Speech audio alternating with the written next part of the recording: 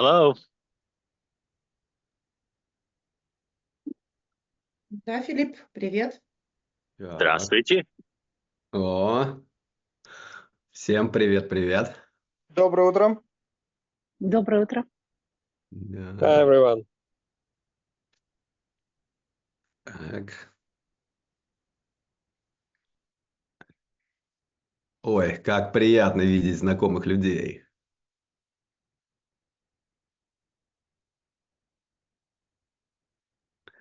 Это ты Да. про меня?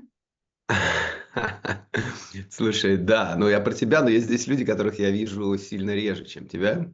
Вот. И это прям приятно. Слушай, наверное, думаю, что? Мы подождем еще минутки 4? На Как? 4 минутки подождем, и потом мы можем начинать. Да, давайте. Ага. Я начну, наверное. Ой. Можно пока поговорить о погоде. Как тут, я говорил, да, с Ольгой буквально там 5 минут, 10 минут назад, точнее, не говорил, так переписывался. А тут как-то ставят музыку, я знаю. И недавно я был на одном мероприятии, где вообще играл диджей. Знаете, вот когда люди собираются еще, там играл диджей. Мне кажется, это довольно прикольно. Какую музыку ты бы поставил бы для нашей встречи? О, это очень сложный вопрос, потому что я слушаю абсолютно разную музыку. Просто, ну вот абсолютно разную музыку. Для нашей встречи я бы поставил что-нибудь бодренькое. Ну, потому что у меня лично утро. У Филиппа тоже. Ну, у нас есть часть ребят, которые в московском часовом поясе. Ну да. У них уже вечер, у них Ну и уже... тем более Да, им тоже. доброе утро всем. Да, Или Филипп, вечер. им тоже нужно что-то бодренькое. Им тем более нужно что-то бодренькое, потому что у нас утро. Я уверен, Филипп уже был на workout. Да, Я вот знаю. сегодня chest day. Я уже покушал breakfast. Да, он точно уже был в зале. Окей. А, не, ну вот приходит народ, да, приходят люди. Классно. Сергей, привет. Олег, ты куда-то едешь? Да, привет, Никита, привет. Да, привет, Сереж.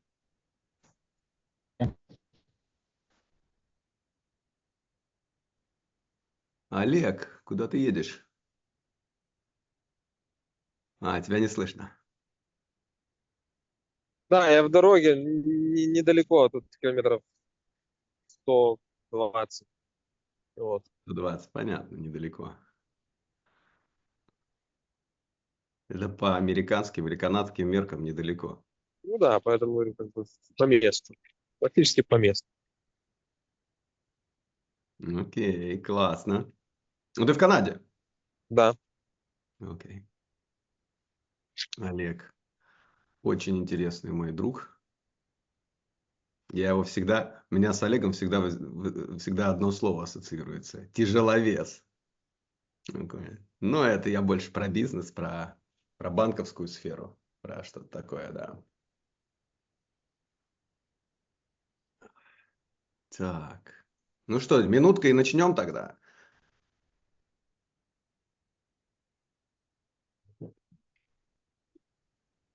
Да, еще Да, мы минут... тоже можем начать. Можно начинать? Ну, да, давайте я все-таки представлюсь сам в 2 словах и передам слово Филиппу, потому что Филипп изюминка встречи, я бы сказал. То есть я бы хотел познакомить с Филиппом, познакомить с тем, чем мы занимаемся, с текущим проектом. И, в общем, больше всего будет говорить Филипп. А по поводу меня, ну, тут практически большинство меня знает из тех, кто присоединился, но я в 2 словах скажу. Я живу в Лос-Анджелесе.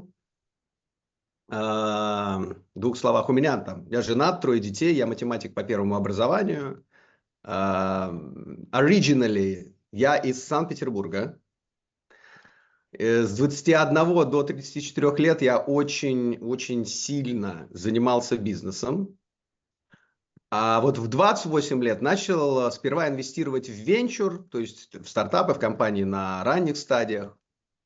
А последние 8 лет я инвестирую только в США и вот в коммерческую недвижимость, в проекты Value Add и в Private Equity. Я являюсь сооснователем и управляющим партнером Volchi Capital Partners, и мы вот вместе с Cambridge SPG, с Филиппом инвестируем в направление Organic Food в компании на поздних стадиях и помогаем это делать людям со всего мира. И вот тут я, в общем, уже передаю слово Филиппу. Он расскажет про себя, он расскажет более подробно про то, что мы делаем, и про конкретный проект, которым мы сейчас занимаемся. Единственное, я скажу, что Филипп, он приехал в США, когда ему было 8 лет, и ему сильно проще говорить по-английски, но при этом он любезно согласился рассказать нам все на русском. Поэтому давайте не судить строго и поддержим его как-то в этом. Ну, спасибо, Никита. Да, я приехал из Москвы, когда мне было 8 лет, и теперь я живу в Южной Калифорнии. Здравствуйте. Я включил свою камеру познакомиться, но я ее сейчас выключу, чтобы вы меня все слышали получше. И мы в любой момент можем переключиться на английский. Это будет много раз легче для меня. Но я начну, и Никита будет мне помогать, если надо. Так что мы сюда с семьей приехали 32 года назад. Но я начал свой профессиональный опыт работать на большой компании, которая называется DaVita Dialysis. И там я делал mergers and acquisitions. И я, и моя команда 50 людей, мы выросли эту компанию от 6,5 биллиона продажи в год на 12,5 биллиона продажи в год в 3 года. И мы это сделали, мы покупали dialysis клиники. Мы купили больше 1000 их и сделали integration. Мы купили компанию, которая называется Healthcare Partners за 4.3 billion. Потом мы купили insurance компанию, которая называется Scan. И в эти 3 года DaVita стала самая большая healthcare компания в мире. Но потом в 2011 году я ушел из этой компании. И моя сестра Полина ушла из компании, где она работала, называлась Capital Records. И мы начали Cambridge SPG. И в то время мы начали Cambridge SPG, чтобы покупать distressed real estate. Потому что в то время, наверное, все мы помним, было очень много distressed real estate. И никто не покупал, потому что все думали, что низ придет в 2012, 2013 или даже 2014 году. Так что мы покупали этот distressed real estate на 10-15 центов на доллар. И мы начали, очень мелко, просто использовали свои деньги и покупали несколько проектов. Потом мы начали собирать деньги. И в 5 лет мы собрали больше, чем 350 миллионов equity. Мы купили 44 разных зданий здесь, в Калифорнии и в штате Невада. Мы продали уже 43 из этих 44. И мы achieved 148% non-leveraged project level IRR. И потом, в 2017 году, мы сделали наш первый private equity investment в маленькую компанию, которая называется Once Upon a Farm. И почему мы начали инвестировать в organic food and beverage компании? Потому что как мы заработали деньги в real estate, это тот же самый способ, как мы зарабатываем деньги сейчас, мы берем 20% carried interest, 20% profit, который мы achieve для наших investors. И так что, когда в 2016 году мы начали продавать real estate, мы заработали деньги в первый раз и хотели инвестировать. Но в 2016 году не было distressed real estate, так что мы начали искать другие проекты, где мы могли, как мы говорим, achieve higher upside potential. И в 2017 в январе 2017 году наша группа купила 19% этой маленькой компании, которая называется Once Upon a Farm. И в то время Once Upon a Farm имела только 400 тысяч в год продажи.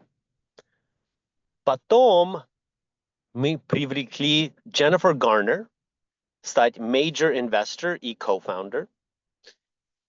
И после этого человек, которого зовут Джон Форкер, стал наш CEO. И Джон Форкер построил компанию, которая называется Annie's Organics.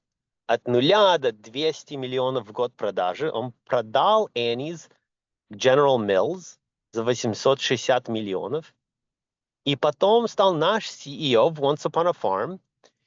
И вместе мы построили Once Upon a Farm от 400 тысяч в год продажи. В этот год мы окончим больше, чем 175 миллионов. И наш projection на 2025 больше, чем 300 миллионов в год продажи. И наша группа up 20x на этом первом investment. Потом в январе 2018 году мы инвестировали в маленькую компанию, которая называется Vive Organic. И они делают такие полезные напитки. У них было только 70 тысяч в месяц продажи. И в октябре 2022 года мы продали Vive Organics Suja Juice за 152 миллиона. И это был 12.8x return на первый investment, seed round, 8.5x на Series A и 3x на Series B. Наша группа была первый инвестор в компании, которая только была началась 6 месяцев назад, которая называется Pravey Ravo Eyewear. И там наш партнер был Джейми Фокс, Эшли Бенсон, Хейли Стайнфелд и Джереми Пивен. И в этой компании мы продавали luxury designer sunglasses за $29.95. И наш второй год продажи был 2019 год.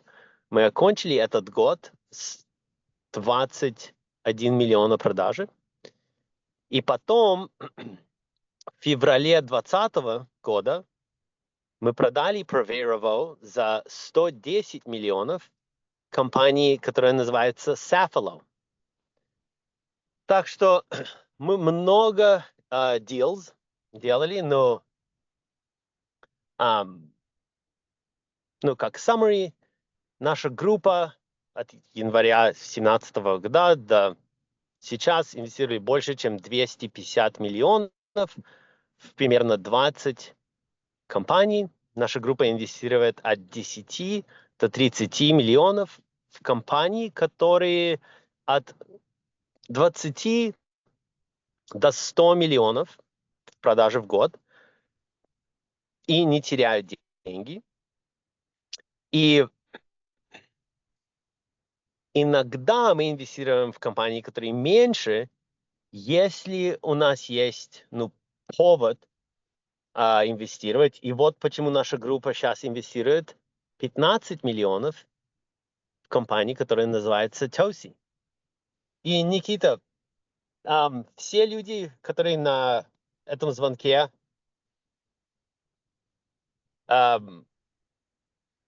получили информацию про нас, про Tosi. Я, конечно, записал все по-английски, presentation про Tosi, и CEO этой компании записал презентацию, или мне попробовать по-русски сделать презентацию про Tosi. Я тебе предлагаю вот как сделать. Я знаю одного человека, который точно не говорит по-русски, но он точно знает про Tosi. Не говорит по-русски или не говорит Не говорит по-английски? по-английски, да. Но я просто вижу, я просто никогда не слышал тебя так долго по-русски. И я просто вижу, что ты Я тоже. тоже Очень себя не давно. слышал так долго Да, по-русски, да? да, Окей. да. Давай попробуем сделать таким образом. Я знаю, что 90% ребят говорит по-английски. Я вижу, что тебе намного будет проще сказать это по-английски. Давай сделаем таким образом. А вот именно сделай Tosi по-английски, а мы потом перейдем в режим некого диалога. Да, ребята что-то будут спрашивать, что-то мы будем отвечать, и это всегда можно будет сделать проще по-русски. Короче, скажи That про sounds like Tosi a на английском. wonderful plan. Окей, скажи про Tosi на английском. Филипп, Я надеюсь, ребята поймут. у нас сейчас еще в ожидании несколько человек висят на эту встречу. Подтверди их, пожалуйста, Филипп. У меня только показывается, что Сергей joining. Да, подтверди, пожалуйста, Сергея. Я подтвердил? Ага, все, хорошо, спасибо. Окей, переключаемся на английский. Спасибо, Никита. So, as most of you may have already read, Tosi has impressively grown from 2.2 million in 2022 to 6.2 million in 2023. They're on track to do over 9 million this year. But if Tosi had the capital to finance all of the purchase orders that they received this year, revenue would have been north of 14 million. Tosi has attracted a CEO who has accomplished what less than 0.1% of any CEO in this entire industry will ever accomplish, which is to build a business to over a $100 million revenue run rate, sell it to Nestle, and achieve a 30x for his investors. Tosi's gotten placement into some of the country's most difficult to get into retailers, and meanwhile, they've sold over 25 million super bites since they launched. Tosi now plans to roughly 10x their revenue to 100 million by 2028, 2029, and I will explain why their plan is actually very conservative here shortly. But the story of Tosi starts in 2012 when Stephanie Holtz, who is a mother of three who lost everything during the 2008-9 recession, even the family home, found herself having to go back to work in her early 50s to support the family. And she was working for Dr. Bahar, an internist here in Southern California.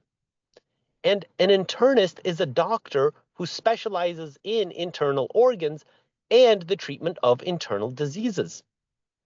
And after several years of working with Dr. Bahar, Stephanie noticed that the majority of the patients coming in were suffering from ailments related to poor nutrition and a highly processed diet, and that a treatment protocol almost always included a meal plan. And so after several years, Stephanie had an idea to start a supplement company, which would then sell beneficial products to these patients to help them on their wellness and recovery journey. Things like enzymes to help with digestion, organic green superfood powders to supplement vitamins and minerals, plant-based protein powders.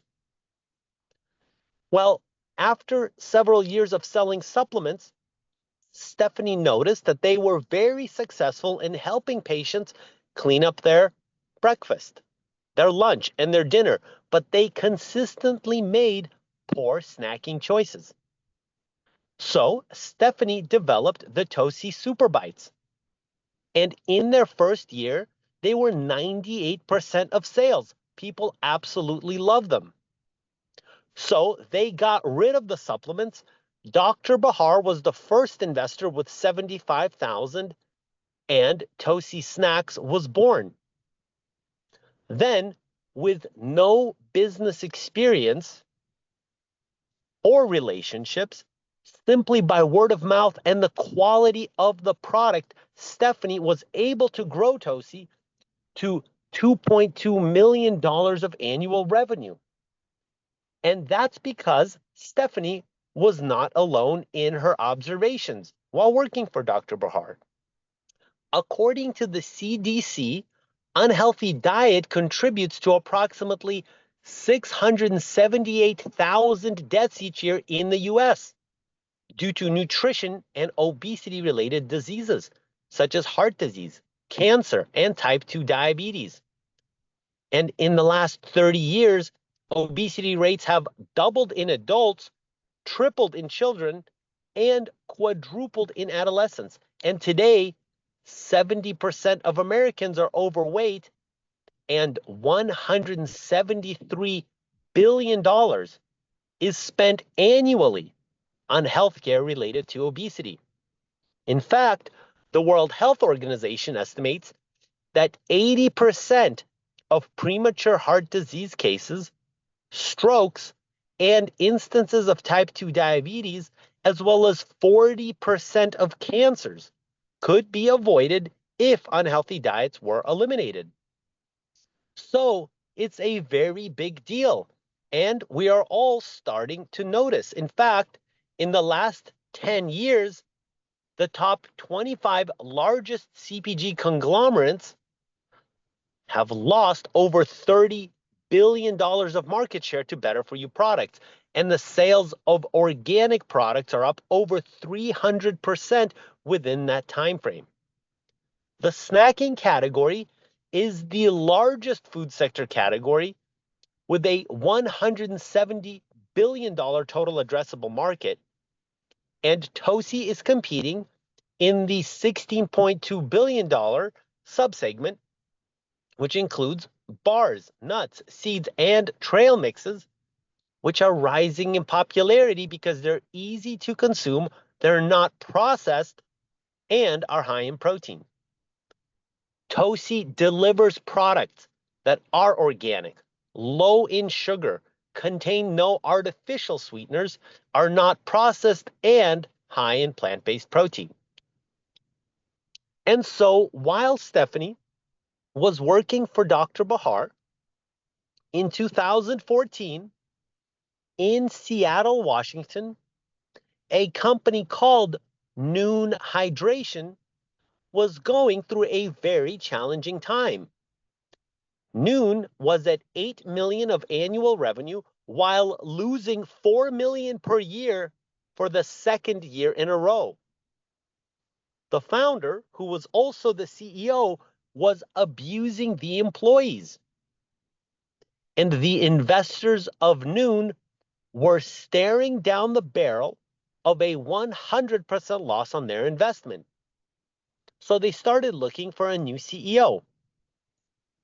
But after conducting an extensive year-long nationwide search for a CEO, they discovered that nobody wanted to work at such a toxic and dire company. In fact, the feedback from the marketplace was, shut this company down. It is not recoverable. But then they got lucky, and they were able to recruit Kevin Rutherford to become the CEO. And Kevin has an extremely long and impressive background in turning around brands. Large brands like MGD, Miller Genuine Draft, which was in a 15-year decline until Kevin took it over and made it the hottest beer brand in the country. Or smaller brands like Miss Meyer's Clean Day, which was acquired by SC Johnson. So Kevin comes in as CEO of Noon, and the first thing that Kevin had to do was fire the former CEO and about half of the employees. And then Kevin came to the investors and board members of Noon and said that if they're even going to have a shot at being successful, they needed to reformulate the product. Because Kevin, who's an endurance athlete, was attracted to Noon because the science behind Noon's hydration formula was very strong. But Kevin also understood that athletes are hyper aware of what they're putting in their bodies. And back then, Noon was not a clean product. It contained artificial dyes and artificial sweeteners. And so half of the investors supported Kevin, while the other half, especially the earlier investors, were frustrated because they didn't want to take a detour to reformulate. They just wanted growth, but ultimately Kevin was able to win their support. This process of cleaning up the team and the product took 2 years. Then, over the next 5 years, Kevin grew Noon from 8 million of annual revenue to 85 million trailing 12-month revenue, over $100 million revenue run rate, all with just $11 million raised. He then sold Noon to Nestle for over 265 million and achieved a 30x for his first Noon investors and a 10x for his last round investors. Kevin is one of the best CEOs in this entire industry. Well, one of those investors that achieved a 30x on Noon is one of our investors at Cambridge SPG, Dan Nordstrom, the retired CEO of Nordstrom and part of the Nordstrom family. And while catching up with Dan, Dan mentioned this very successful outcome he achieved on Noon and spoke very highly of Kevin, and that is how we met Kevin. Well, one of the first things that Kevin said to us when we met is that he loves Tosi and that he eats one every single morning with his coffee because he knew that our group were early stage investors in Tosi. And back then, Tosi was going through their own challenges. Tosi's revenue was flat at 2.2 million for 2 years in a row. And the reason that Tosi's revenue was flat is because prior to COVID, 60% of Tosi's revenue came from coffee shops, gyms, hotels, airports, airplanes, all of the places that COVID closed. So they were looking for a new direction for growth and needed some help. And so 2 years ago, Kevin became chairman of the board at Tosi. And it was back then that our group wanted to invest, and Kevin's Noon investors wanted to invest, and Kevin said no. Kevin said that he was not going to take in any capital until he can figure out and prove that he can grow this business efficiently and profitably. And we looked at Kevin and said, well, Kevin, this business has been flat for 2 years. Tosi had less than $50,000 in their bank account. Exactly how are you going to grow this business and profitably? Well, Kevin laid out his strategy, and I'll explain what Kevin did and what Kevin plans to do next here shortly. But first, very quickly, Tosi manufactures and sells Super Bites, which come in a 2.4 ounce format, which is the breakfast and in-between meal bar, and the 1 ounce format, which is focused on the club, coffee shop, gym, hotels, airports, and other convenience and lifestyle channels. Tosi also sells the Super Bites in snack bags, which make it a convenient lunchbox or hike pack stuffer.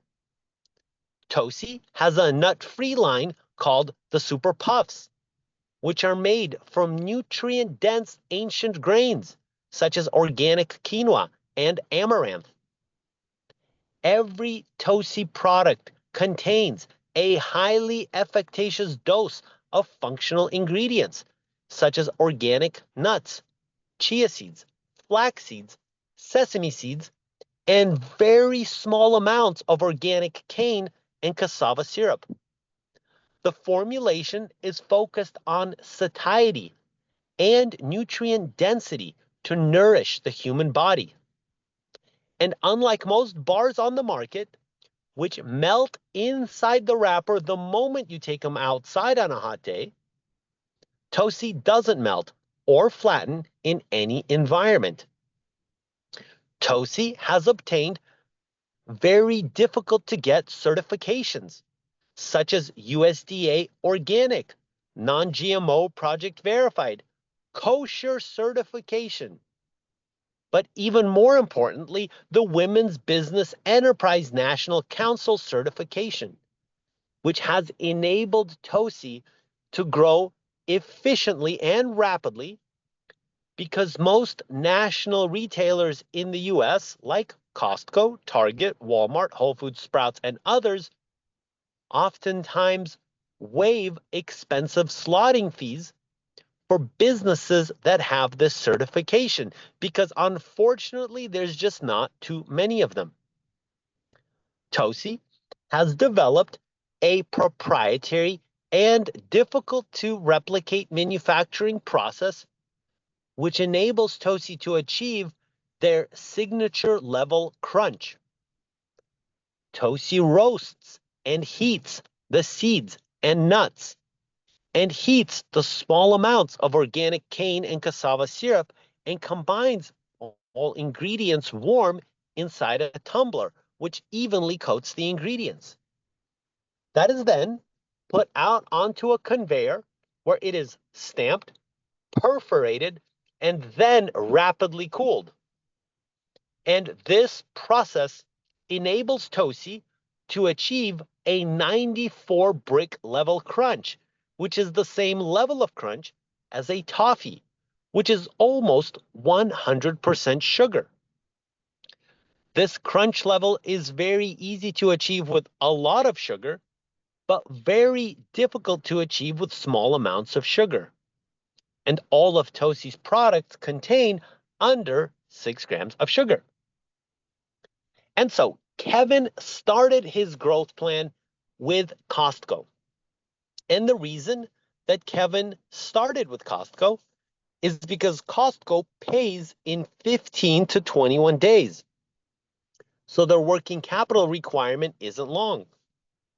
He was then able to negotiate favorable payment terms with their manufacturers and suppliers to match those of Costco and utilize PO financing when needed, which was easy to obtain due to Costco's strong creditworthiness.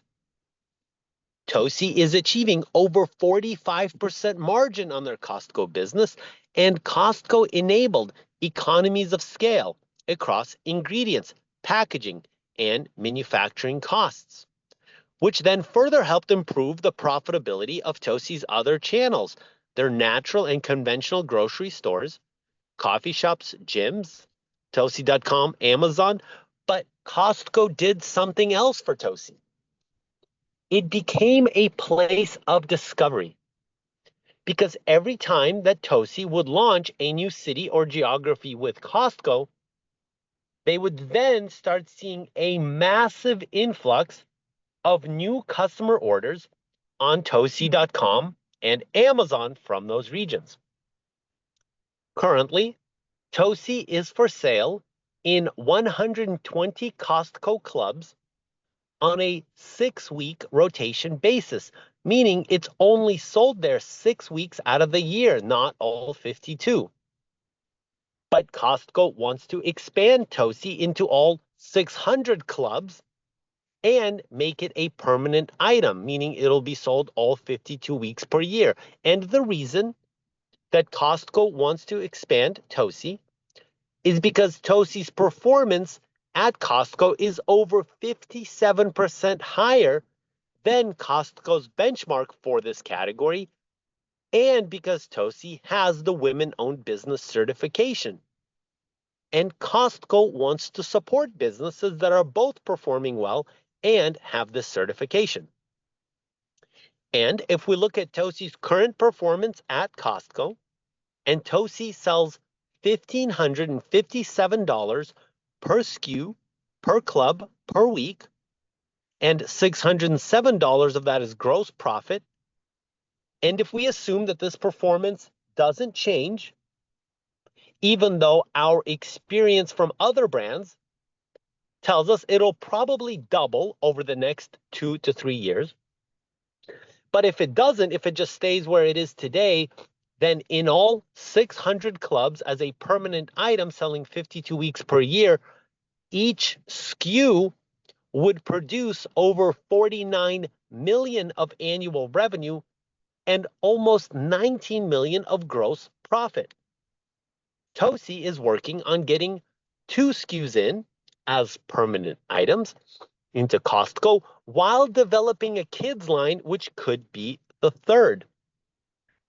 But Tosi's model takes a very conservative approach because the model assumes that by 2030, Tosi will only have 1 SKU in just 300 Costco clubs, so half the chain, and that 1 SKU is only sold 40 weeks out of the year, not all 52.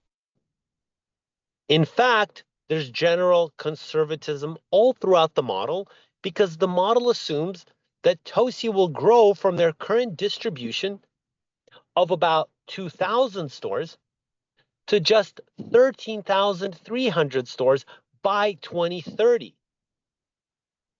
But we see that growth happening as early as 2026, 2027, especially with the list of retailers that Kevin has already started bringing online, and I will get into that shortly.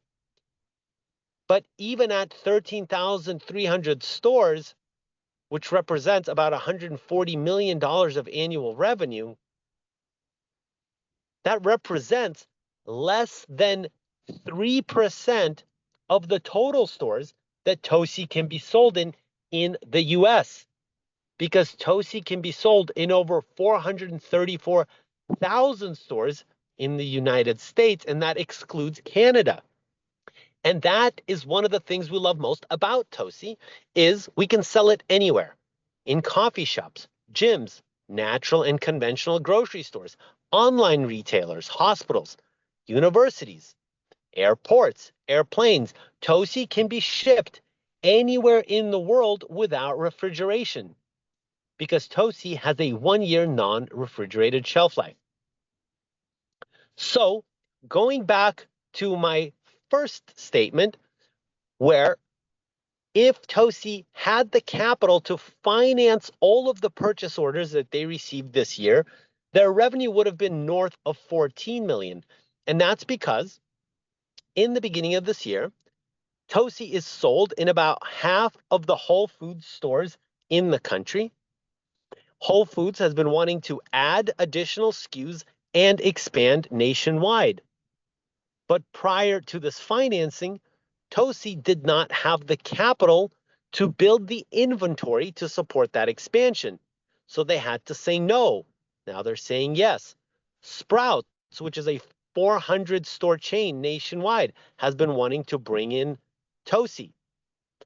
Now Tosi's saying yes. Costco, which did just a 4-region or 120 club rotation in the beginning of the year, has been wanting that rotation to be a national rotation, meaning all 600 clubs. Tosi was not able to accommodate that much inventory, so they had to say no. Next year, they'll be able to say yes. About 1,000 high-end gyms are taking Tosi Кажется, так удобно, next да, year. когда я смотрел на компьютере, да? Lifetime Fitness, Филипп, LA Fitness. Yeah. кто-то включил звук. Ну, может быть, и хорошо. Okay, Я let's бы- get to the bottom, to the Yeah. returns, and we'll finish very quickly. Да, So, потому что, я может скажу, потому что интереснее, не знаю, во всяком случае, людей, которых приглашали сюда, да, интересно, мы сейчас поговорим об этом, позадаем вопросы, да, поговорить еще больше о самом направлении. Не вот именно о ТОСе, а вот о самом направлении, о группе, да, о компетенции и так далее. Вот. yeah, no, okay, давай закончим про Tosi и пойдем в другой direction. Супер. Okay, so our group is investing to support this growth. Our group is investing 15 million. Кто говорит по-английски? Тут,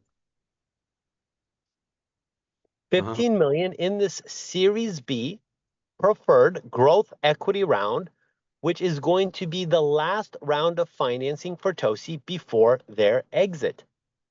The pre-money valuation that has been secured for our group is 20 million, which is extremely attractive because it's only 2.4 times 2024 expected revenue multiple or 1.3 times 2025 projected revenue multiple.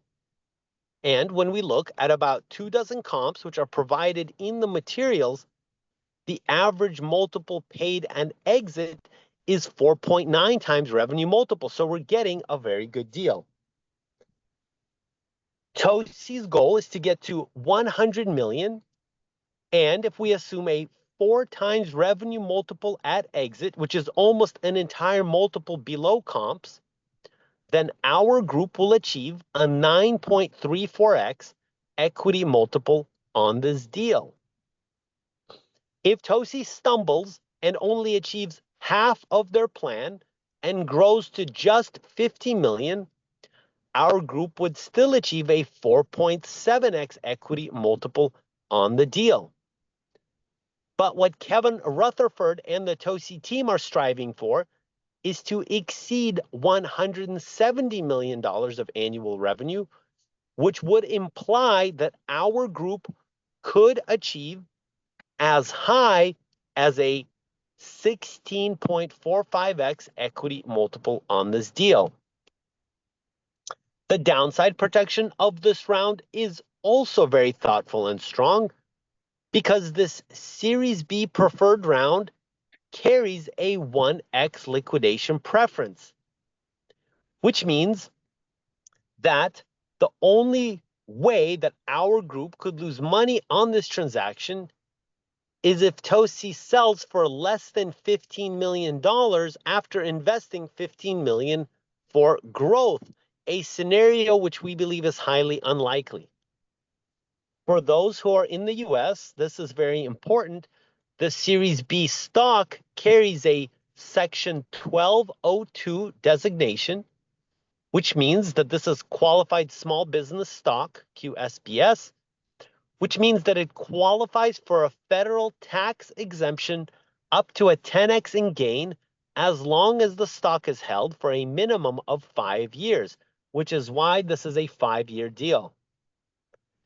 And most importantly, Tosi's vision is a lot more ambitious than what their model suggests because Kevin and the team are building Tosi to be a brand that consumers can trust. That if they buy a Tosi product, whether it's the Super Bites, the Pops, the future Tosi Kids line, or anything that says Tosi, they can be confident that this product is safe for them and for their family. And we believe that Tosi's experienced and passionate team has what it takes to make Tosi the next massive national success in the bar and snack category, not only in the US, but the world. Since signing the term sheet on September 3rd, our group has already committed over 15.2 million, and we see this round stretching to accommodate members of our group. And with that, I'll take a pause and hand it over обратно to Nikita. Да, Филипп, спасибо большое. Давайте, на самом деле, как бы включим диалог, это мое предложение, да, и какая у меня задумка, да, это, дай-ка я видео включу, это вообще поговорить про направление, задать вопросы, почему organic food, все же вроде в технологии бегут, ну вот, и действительно статистика такова, что инвестиции в основном идут в технологию, а почему тут organic food и почему он так выбран, может быть, какие-то вопросы про группу, вот об этом поговорим. Ну, мы можем поговорить про Тоси, естественно, тоже, да, вот, хотя, мне кажется, после такого представления там мало должно было остаться вопросов, вот, ну, я тут и шучу, конечно, вот. Поэтому вот у меня задумка такая, И, в общем, не стесняйтесь, задавайте вопросы.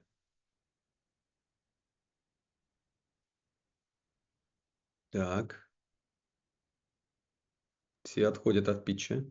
Да, Никита, у меня вопрос есть. Да. Филипп, спасибо большое за презентацию. It was nice to listen. It was impressive. Возвращаясь к вопросу Никиты, основной вопрос, да, интересно услышать про organic food как направление, как investment opportunity, что за этим стоит, какие есть возможности, какие есть риски. Про риски особо интересно узнать, потому что я знаю, что, например, тот же самый Тоси предлагает очень хорошую и высокую доходность, и какие риски вы видите как направление organic food, и так и в направлении Тоси, как собственно, в самом Тоси. То есть, хотелось бы больше про отрасль саму, да, что она из себя представляет, чем она интересна. Спасибо. Ну, я могу ответить это по-английски. Yeah, sure, go ahead. Okay, so the food and beverage sector in the US is a $2.4 trillion category for obvious reasons. We're all eating and drinking all the time. As I mentioned in the Tosi presentation, the top 25 largest CPG conglomerates, and this is like General Mills, Unilever, Pepsi, Coke, Kraft, Nestle, they've been losing market share to better for you products. And the reason is because the food system in the United States is very broken, and it's leading to a lot of chronic disease because it's high in sugar, contains artificial ingredients, which then disrupt the endocrine system, hormones. So people are starting to notice this, and they're changing. And what's interesting is even though it's a $2.4 trillion category that's having a lot of shift in consumer preferences, only 3% of venture capital dollars are invested in the sector. The rest goes to tech, healthcare, life sciences, but M&A activity in CPG is double that of tech and double that of healthcare. It is the most active M&A environment or sector. And if you go into any grocery store in the United States, 90% of the products that are on the shelves have an M&A story, whether it's from 100 years ago or from last week. So these large conglomerates grow through acquisitions. And the reason that they grow through acquisitions is because they're not set up to start, incubate, test new things. They're sales and marketing organizations, distribution organizations. When they see something that's working, and that's usually 30 plus million of revenue and has strong velocity or rate of sale on shelf, they know that they can then take that and extrapolate it across all of the shelves that they sell their products on, right? Their distribution. And that's why CPG companies sell at a revenue multiple versus an EBITDA multiple. So an example of this, there's a company called Bai, B-A-I. It's a beverage. In my opinion, it's not a very good one, but they got to $250 million of revenue, and Dr. Pepper Snapple Group bought them for $1.7 billion. And the reason that they bought them for $1.7 billion on $250 million of revenue is because they knew that through their distribution, they can scale it very quickly to 400, 600, 800 million, and they did. Cliff Bar is another example.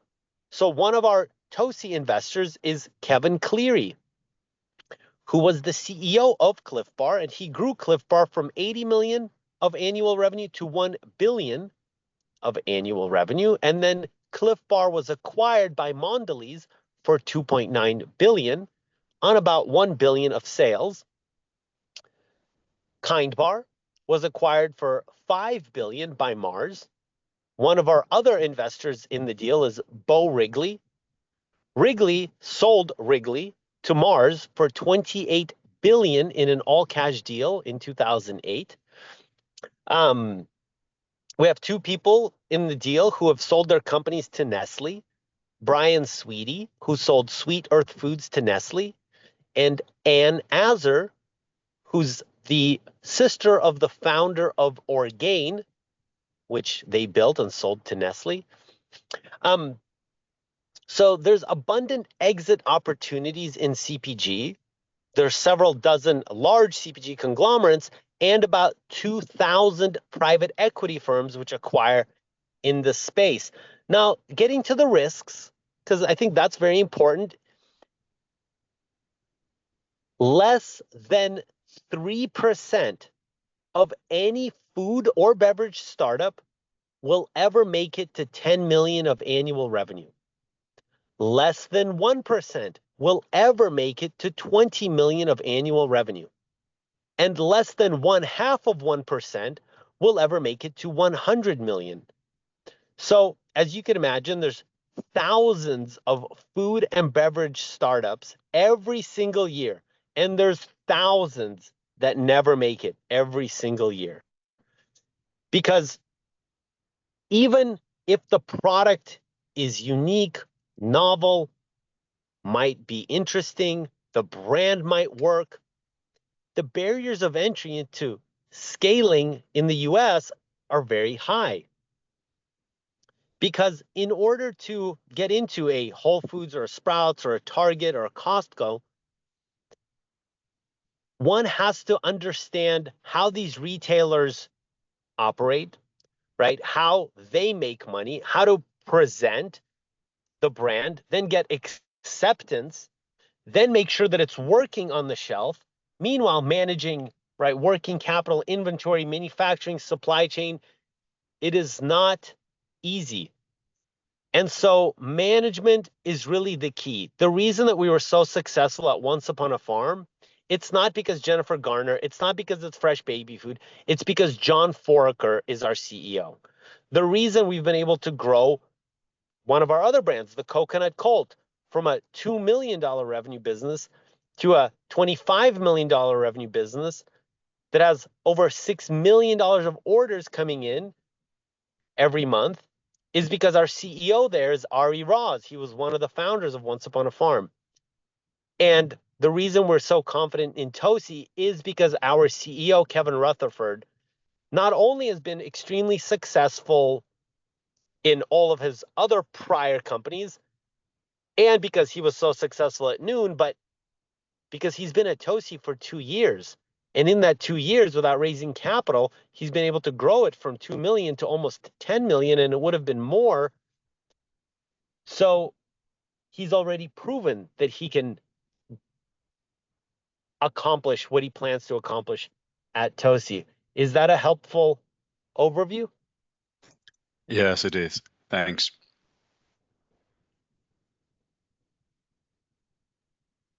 Мгм. Так, кто-то еще, какие-то вопросы, Да, у диалог? меня есть вопрос ко всем. Все ли хорошо понимают терминологию? И получается ли понимать информацию на английском именно в терминологии? Дайте, пожалуйста, какую-нибудь обратную связь, можно в чат просто в общий. Well, and I guess I'll conclude perhaps my portion and explain kind of our structure. Филипп, Yes. ну ты же передохнул с английским. А можешь переключиться на русский? Да, Ира- окей. Ира- Я переключусь на русский. Да, спасибо. Окей. Ира что-то хочет сказать? Ну, я как бы не инициировала, но я хотела спросить вот что. Мы сегодня собрались, как я понимаю, больше именно про Тоси, так как это синдикат, предусмотрен в целевой проект, правильно или нет? Да. Правильно. Да? Ну, смотрите, подождите. Тут есть, если от общего к частному идти, интересно рассказать про то, чем занимаемся. Интересно рассказать про само направление. Есть, да, есть, значит, конкретный проект Тоси. Мгм. И обычно людям, которые прямо интересуются конкретным проектом, мы делаем с ними отдельную встречу. Вот. И здесь это больше идея была ну, познакомиться. Рассказать о направлении, да, поняла. Познакомиться, да. Ну, и на примере Тоси. Хорошо, но насколько я поняла на слух, больше как бы идет акцент на личность, с которой сотрудничает Филипп, да? Имеется в виду проекты? Проект тогда, кто ведет, Ну, курирует. Ну, я объясню. Окей. Значит, та стадия, на которой мы инвестируем, это не стартап, это не венчур, это уже более поздние стадии, на которых менеджмент – это критически важная штука. То есть критически важный момент. То есть это критически важно. Да, продукт важен, да. Но менеджмент это потому, что мы уже там от выручки в 10, там 20 миллионов долларов должны добежать до выручки 100-150. И это не сделать на энергии фаундера, образно говоря. Это другая стадия. Да, это понятно. И получается, за счет как бы за счет менеджмента, то, что он может вытащить все с конкурентами, как бы, ой, боже, слова подобрать, как бы риск конкуренции решается за счет высокого уровня менеджмента, да? Нет, значит, это один из очень важнейших пунктов. Какой менеджмент, кто CEO. Но, например, мы не занимаемся компаниями, которые выпускают, ну, так называемые commodities. То есть, допустим, просто орехи или просто, не знаю, ореховое масло или что-то.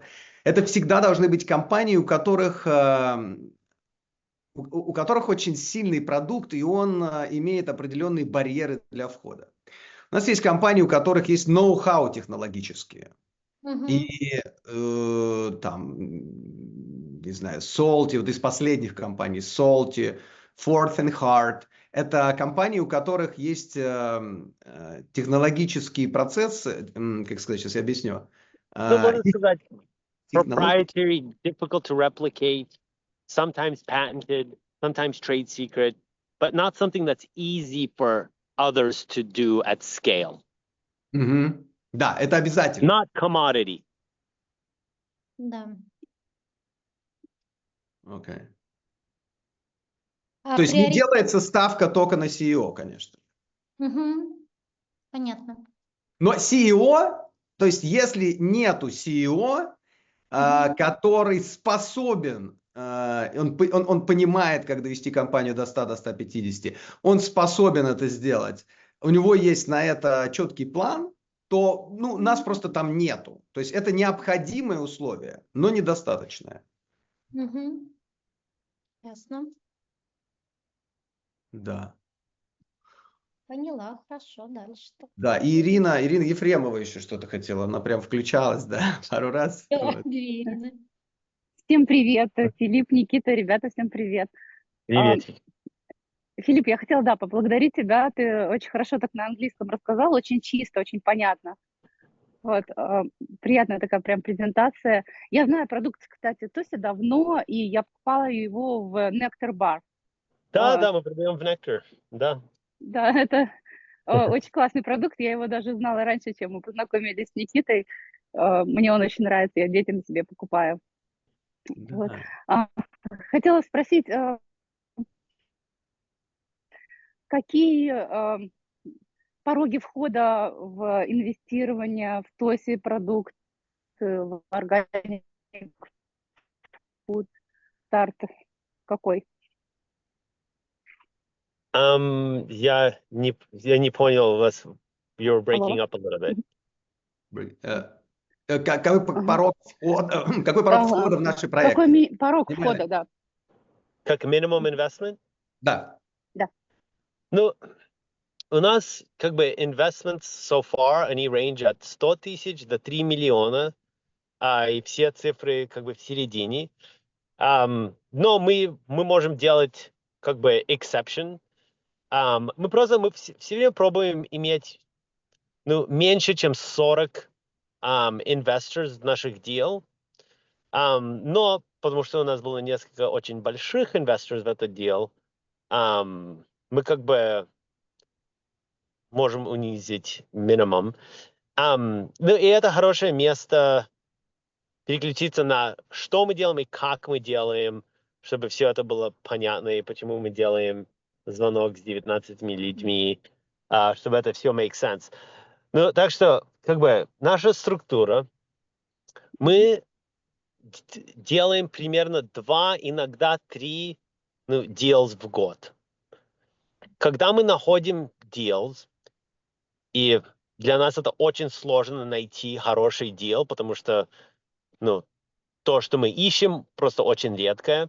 Но когда мы находим deal, мы, start LLC, и purpose этого LLC только инвестировать в эту компанию, в этот deal, в этот раунд. Потом мы вкладываем свои деньги в этот deal, все время от 10 до 35-40% каждого deal, depending на размер deal. Потом мы идем к нашей группе investors и собираем деньги. И мы это делаем, потому что мы зарабатываем 20% прибыли. Так что, example, если мы собираем 1 миллион, и это становится 2x, так что потом 2 миллиона, когда первый миллион идет обратно, и там миллион profit, мы бы в этом сценарии заработали 200 тысяч.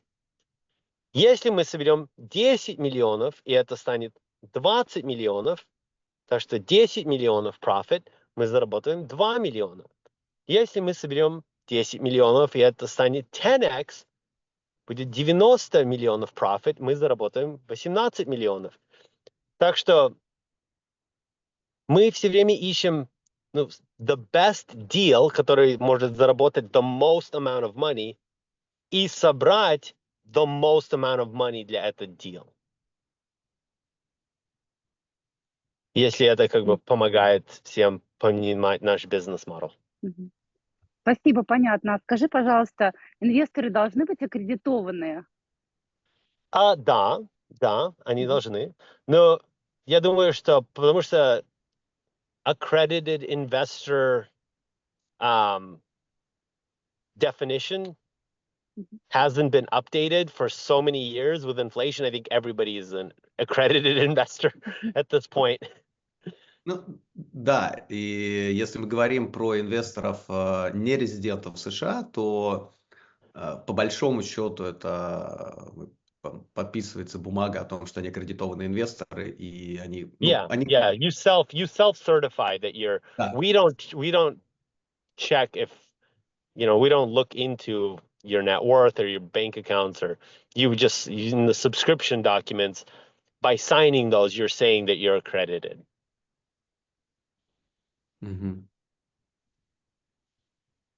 Поняла, спасибо. Филипп, у меня есть вопрос короткий. Я по презентации пробежался. По поводу выхода, what's the game plan? То есть вы хотите продать крупной компании eventually или IPO, или какой все-таки... Так что в этой компании мы не будем делать IPO. Так что в year 4 мы пойдем на рынок и попробуем продать компанию на year 5. Чтобы получить этот Section 1202 designation для favorable tax treatment. И how do we start the process? So we have the relationships with everybody, with Unilever, with Nestle, with Coke, with Pepsi, with Mars, but we don't go to those buyers ourselves. So we always hire an investment bank. It could be Piper Jaffray or Morgan Stanley. Jeffries has a good one in the sector. And then run a formal process, right, where they put together an exit package, very comprehensive exit package. They go to the entire market and get bids.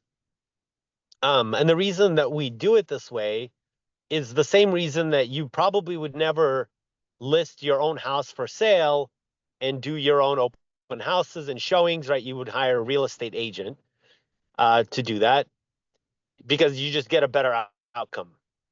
right? Nobody wants to come in and have you tell them how you painted these walls 3 years ago and that it's still new, and right, they want the agent so they can feel free and comfortable and talk about options. So it's the same way when selling a company, except for instead of a real estate agent like you would use for a home, you use an M&A banker.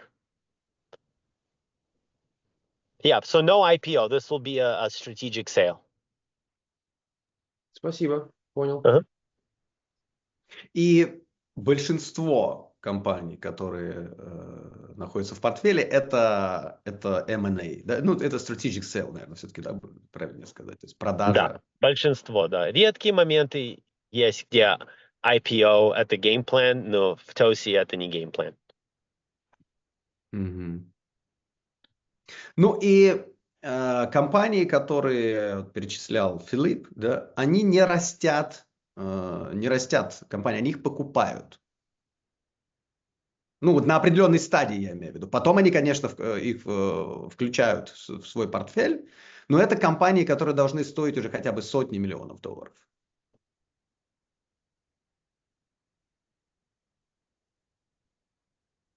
Окей. Так, кто-то еще, как Ирина, хотела задать вопрос, но сомневалась. Давайте, может быть, задавайте, это будет здорово.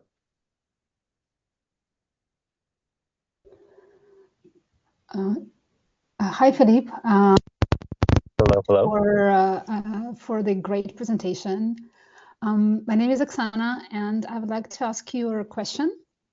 So you mentioned about the organic market and why you're investing in it. Are there any other criteria of the market or the product that you haven't said before, but are still interesting for you? For example, do you consider natural products? And for example, are women-owned brands more interesting than anything else? Can you tell more about it? Sure. So our criteria centers, so first around the actual financial parts of the business. So because less than 3% of businesses in the sector ever make it to 10 million of annual revenue, and less than 1% make it to 20 million of annual revenue, usually we invest in companies that are 20 or higher million of annual revenue. Выученный Филиппа Волчика здесь, в России, в Питере. Это его брат, он живет в Америке. Роман. Да. Выключите, пожалуйста, аудио. Спасибо. So we usually invest in companies that are over 20 million of annual revenue. But in this case, and right, this was the same case of Once Upon a Farm and Vive and other companies that I talked about. In the case of Tosi, we're investing because Tosi is not yet at 20 million of revenue, but Tosi has more than 20 million of demand. And if they had the capital to actually finance and build the inventory for all of the orders that they're receiving, they would have been very close to 20 million. But the key here is the CEO, who has, right, not only built Noon Hydration to over 100 million revenue run rate, but really brought it back from, almost going bankrupt to this massive financial success. So when we put it all together, that's a very unique and very difficult to find situation where you have this almost small mom and pop size business, but with a product that has national appeal that's working extremely well in their limited, right, 2,000 stores, with management that could scale it to tens of thousands of stores. So it's just very difficult to find such a situation. So that's kind of the financial KPIs. As far as the product, so the product has to be organic. If it's not organic, well, it has to be organic, whether it's organic certified or sometimes it's organic, but it can't be USDA organic certified.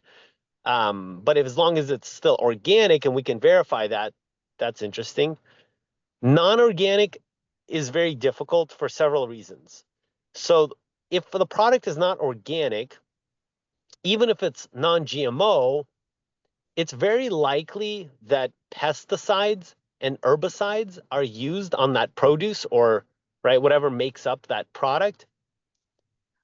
And then if, you know, we're investing our dollars behind products that are contaminated with pesticides, then we're literally investing in poisoning people.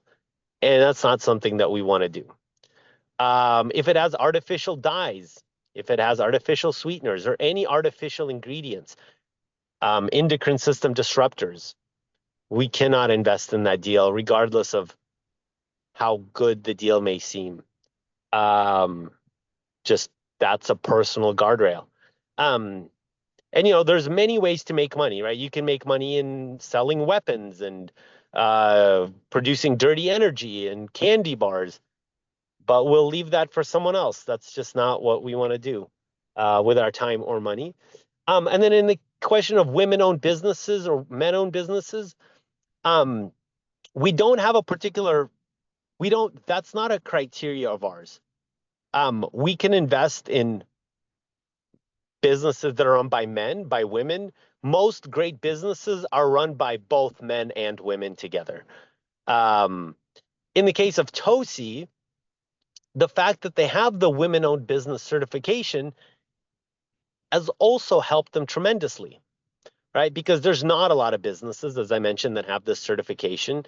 And because of that, most national retailers are very supportive, right? They take the meetings, they support the brands when they're on shelf. They give them more attention than, let's say, brands that are owned by large multinational corporations, right? So in this particular case, it's a value add for our group, if that's a helpful answer. Yes, it is. Thank you so much.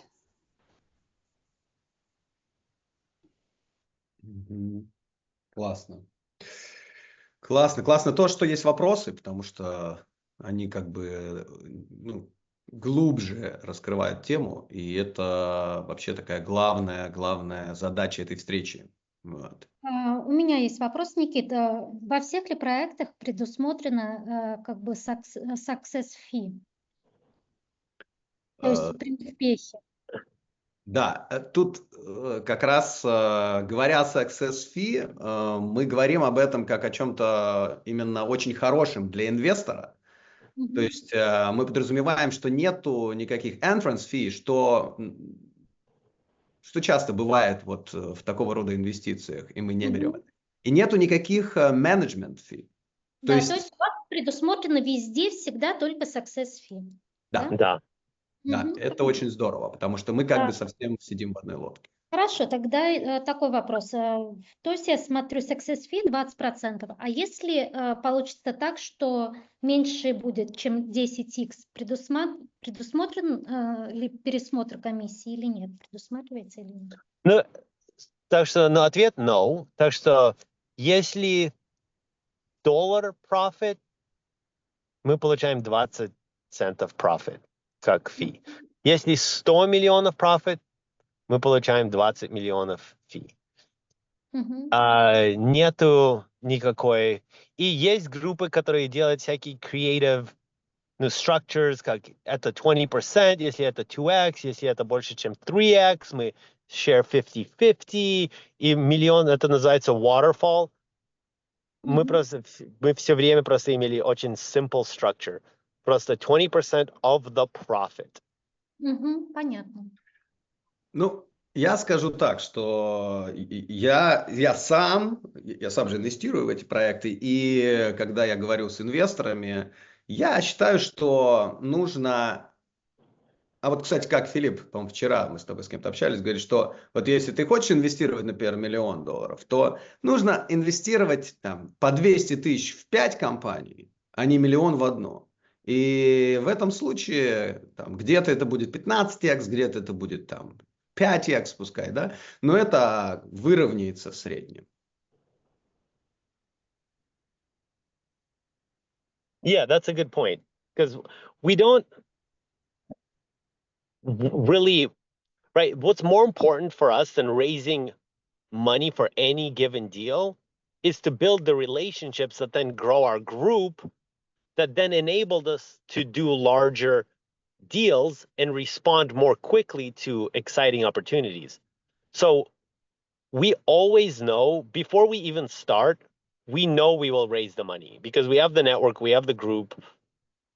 But by growing the group on every single deal, it has allowed us to grow. So, the first investment that we ever made in the space was a $1.5 million investment. And I'll tell you, it took us 5 months to raise this money. It was very difficult because we didn't have a track record. Our group was still small. Well, this year we invested 18 million in Fourth and Heart, 57 million in a biopolymer company called Tidal Vision. And now in 3 months, we're going to get close to 20 million on Tosi. And the reason we've been able to grow is because of building relationships with like-minded people, and of course, performing very well, which is the most important thing. So our goal is to build relationships, and we hope that you join us not just on Tosi, but we have the opportunity to show you more deals over the next 2, 3, 4 years. And if you like them, join us on those as we build the relationship and the portfolio together.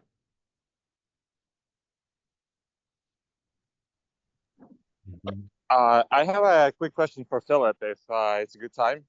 Yeah. Hi, Philip. My name is Arseny. Thanks a lot for this nice overview and an in-depth look at Tosi. My question is more about the investment group that you're running, CPG, Cambridge partner. Yeah. Mm-hmm. And particularly, I want to ask this question as sort of a window into investing into this sector. So I'm imagining that you already have several investments in that sector. Like you said, you generally invest 20, 30, 40% in each deal. So there's probably a few of these deals that have accumulated in your portfolio. Can you give us a sense of how these deals evolve? Maybe given a couple of examples of deals that are in your portfolio that look like they're gonna take off. Maybe some are not looking very good right now, going through some challenges. That'd be a good way to give us a sense of the risks.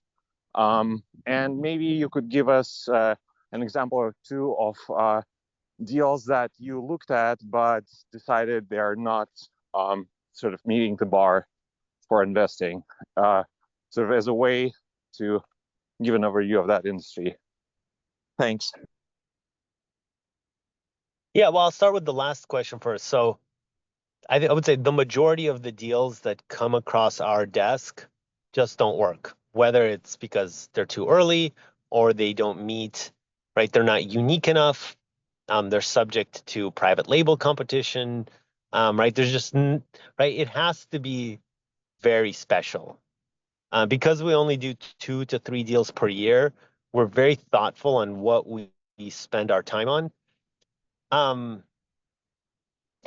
So when we do decide to do a deal, I guess I'll just go through the entire portfolio, and it's on the Cambridge SPG website.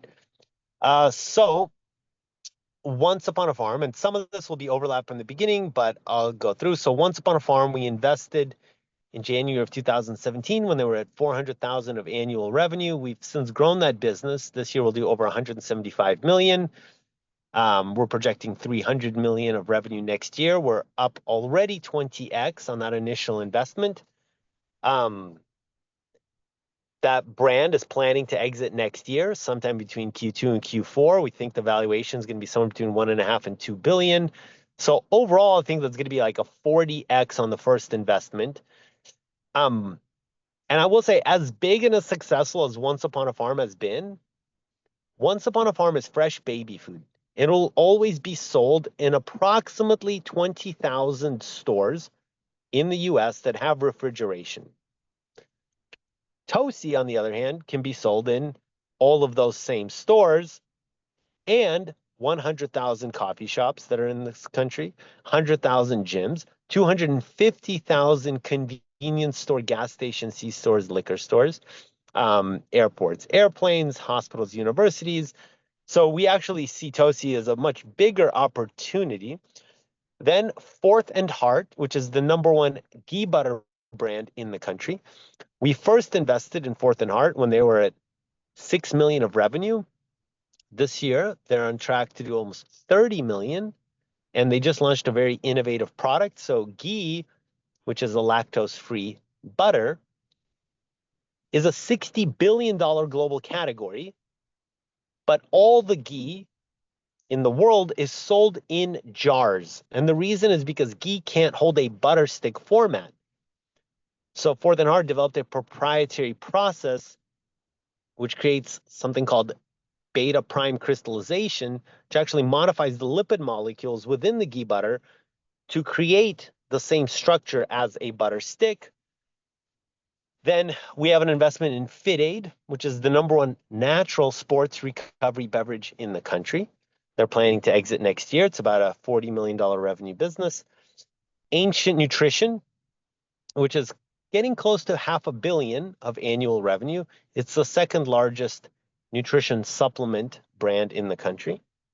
Snow Teeth Whitening, which is a $50 million revenue teeth whitening business based out of Arizona. They're in the market right now, looking to exit next year. Privé Revaux, which we invested when the company was only 6 months old. And then a year and a half later, we sold it for 110 million to Safilo. That was a quick 2x. Salty, we invested in Salty about a year and a half ago. They were a 19 million trailing 12-month revenue business that was not yet profitable. Now they're a $50 million revenue run rate business that's extremely profitable, doing $500,000 of net income per month. So very profitable and growing. Vibe Organic, which we were the first investors in, they were at 70,000 a month in sales.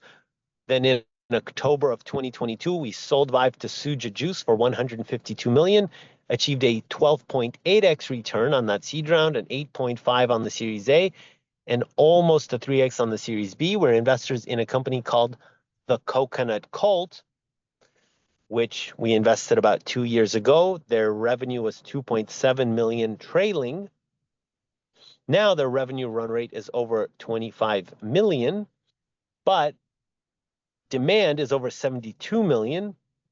So they're building manufacturing lines as quickly as possible to continue growing. Several others, but I'll tell you about some that haven't gone as planned. So we have an investment in a company called Owl's Brew, and it's an alcohol brand. And we invested in this company in 2017. Thankfully, it was a small investment for us, only 1 million. And this company has struggled to grow for many reasons, and that's why we don't invest in alcohol brands anymore. There's a 3-tier distribution system, so you have to go through 3 different levels of distributors to get to the store, and it's just a pain in the ass. So I don't think we're going to lose money on that deal, but we're not going to make any money on the deal. We investors in Cora, which is the #1 organic feminine care brand in the country. What else? TS the T is one that's kind of slow. So we invested in 2019. Their revenue was 7 million.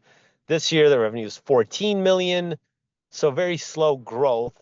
We're probably going to just exit that position for a quick 2x. So the majority of our investments are doing extremely well. The ones that are kind of struggling or just not exciting, we've actually learned a lot from. And it has shaped our investment thesis and structure and, to hopefully make us better investors.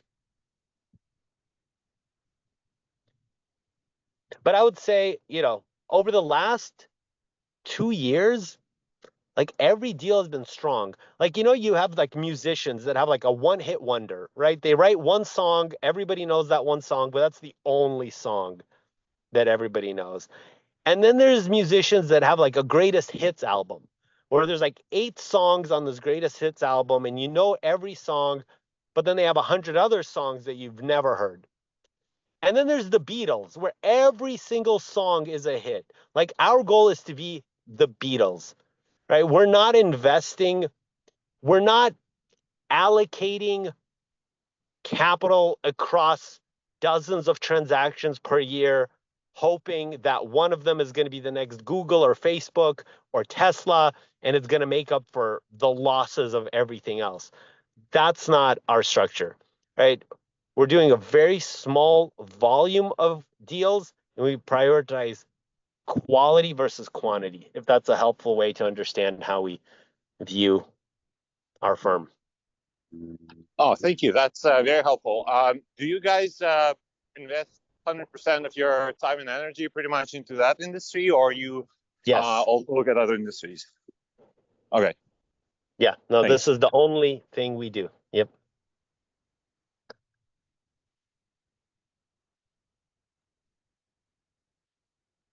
Cool. Окей. Так, кто-то еще, может быть, хочет задать какой-то вопрос? Есть ли важна ли юрисдикция, с которой инвестируют, и каковы сроки по ТОСи? Well, okay, so I'll answer that question. So we can accommodate both domestic investors in the US. We can also accommodate foreign investors under a W-8 form. And, there's just certain limitations. Like, for example, right now, we can't accept a wire transfer from, let's say, Russia, right? But we do have Russian investors who have their money in Dubai or London. So I think, if the capital is coming from a country that's not like has unfriendly relations in the US, then it's possible. Понятно, спасибо. Да. А по срокам? Oh, yep. So in the case of Tosi, and right, every deal that we do has a different strategy, different timeline. In the case of Tosi, it's 5 years. It's not 3 years, it's not 4 years, it's not 6 years, it's 5 years. So in year 4, we'll go to market and try to sell as close to on the nose to year 5 as possible. Now, as I understood, Irina asked about when the Tosi will close. I mean, when the closing date. Yes. Oh, the closing date. So as I mentioned, we're already oversubscribed. And our goal is to finish up kind of all conversations and do the final close before the end of the year. So we have, just a few more weeks here, the month of December, before Christmas and Hanukkah. We want to close everything before Hanukkah is the real answer. It's the honest answer, yeah. It's the honest answer. Да, мы тоже Хануку празднуем, поэтому знаем. Безрат Ашем. Отлично. Окей. Так, ну окей. Кто-то, еще раз спрошу, все-таки, да, может быть, кто-то хочет что-то еще спросить.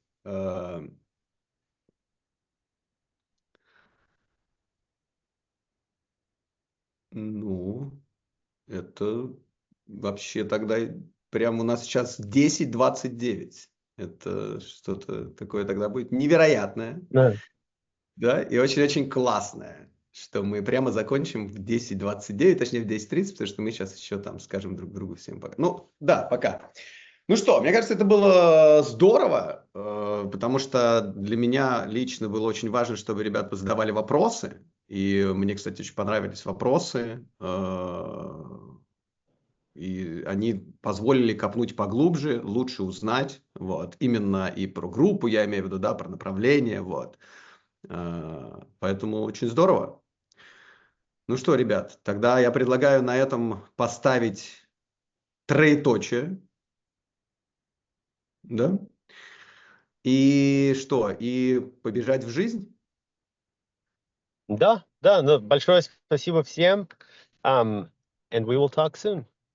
Да, большое спасибо, ребят, что вы пришли. И, Филипп, тебе огромное спасибо за то, что поделился, и за то, что сделал это частично на русском. Ну, я еще раз повторюсь, я так долго не слышал, но, в общем, это было все понятно, и все было прекрасно. Ну, у тебя, ты знаешь, да, у тебя как английский, так и русский, они очень такие понятные и комфортные. Это тебе огромное спасибо тебе. И огромное тебе спасибо за твой английский, вот так я тебе даже скажу. Ну, окей. Окей, ну, счастливо. Спасибо всем. Окей, Всего спасибо доброго. всем. Спасибо. Пока. Спасибо. Пока. Спасибо, Давайте, счастливо. ребят. Пока.